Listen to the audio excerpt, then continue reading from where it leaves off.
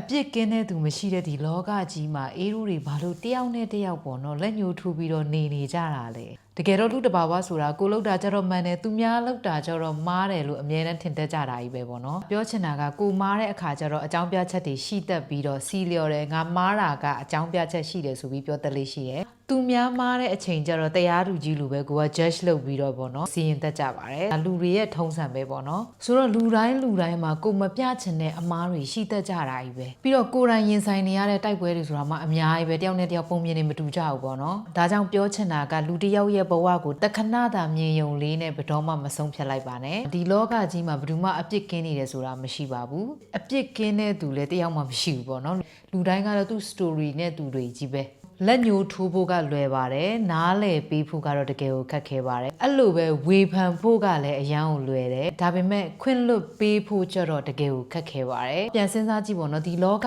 ကြီးမှာအပြစ်ကင်းတဲ့သူမရှိပေမဲ့အချင်းချင်းတယောက်ကိုတယောက်နာကျင်အောင်လုပ်တဲ့သူတွေကတော့အများကြီးပဲပေါ့နော်ကိုလှုပ်တဲ့အမားကျတော့ခွင့်လွတ်တတ်ပြီးတော့သူများလှုပ်တဲ့အမားတွေကျတော့အရန်နေကဲ့ရဲ့ချင်တာအရန်နေပြောချင်ကြတာကဒါလူရဲ့သဘာဝပဲပေါ့နော်ဒါကြောင့်အဲ့လိုမိတ်ဆွေမျိုးတွေနဲ့ကြုံလာတဲ့အခါမှာဘယ်တော့မှကိုယ့်ရဲ့မိတ်ဆွေအဖြစ်လည်းမတတ်မှတ်ပါနဲ့အေးရိုးရဲ့ပတ်ဝန်းကျင်မှာအပြစ်ကင်းတဲ့သူကိုရှာဖို့ထက်အချင်းချင်းနားလည်ပေးတတ်တဲ့သူကိုရှာတွေ့ဖို့ကပို့ပြီးတော့တန်ဖိုးရှိပါတယ်ရှင်းရှင်းပြောရရင်တယောက်နဲ့တယောက်လက်ညှိုးထိုးပြီးတော့အပြစ်တင်နေခြင်းကလူတစ်ယောက်ကိုပြောင်းလဲစေတာမဟုတ်ပါဘူးနားလည်ပေးခြင်းကပဲပြောင်းလဲစေတာပေါ့နော်ဒါကြောင့်ကိုယ်တိုင်ကလည်းအရန်ကိုအပြစ်မြင်တတ်တဲ့သူမျိုးဆိုရင်နားလည်စေခြင်းနဲ့ကိုယ်တိုင်းမှာကသူ့ရဲ့ပုံပြင်တဲ့သူတွေကြီးပဲဘယ်သူမှလည်းမားချင်လို့မားနေတဲ့သူတွေမဟုတ်ဘူးဒါကြောင့်မလို့အများတန်းလည်းသူများကိုလက်ညှိုးပဲထိုးပြီးတော့အပြစ်တင်ဖို့မကြိုးစားပါနဲ့လို့အနေနဲ့ဒီနေရာလေးမှာ sharing လေးလုပ်ပေးချင်ပါတယ်အားလုံးကျေးဇူးတင်ပါတယ်